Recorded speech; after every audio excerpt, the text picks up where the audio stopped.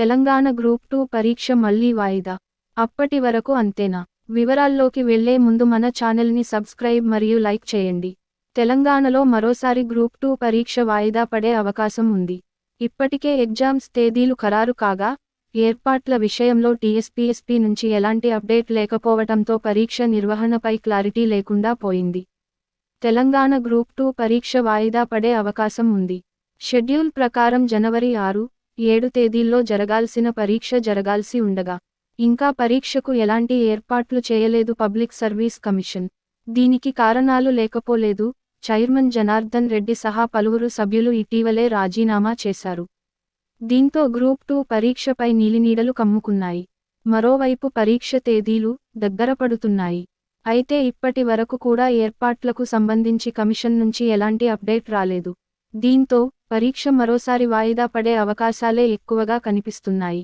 783 పోస్టులతో TSPSC గతేడాది group 2 ఉద్యోగ ప్రకటన జారీ చేసింది. 2023 జనవరి 18 నుంచి ఫిబ్రవరి 16 వరకు దరఖాస్తులు స్వీకరించింది.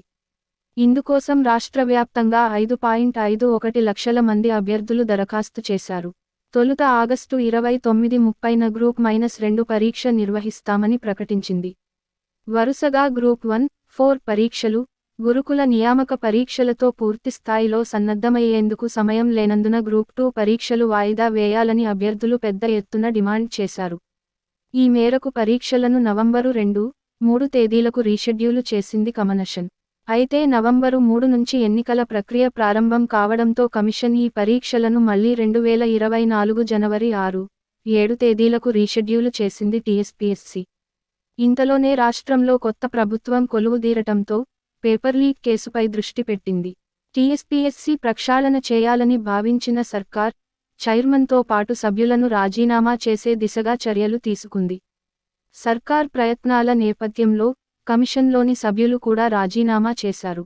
ప్రస్తుతం చైర్మన్తో పాటు కమిషన్ సభ్యులు ఎంపిక కావాల్సి ఉంది.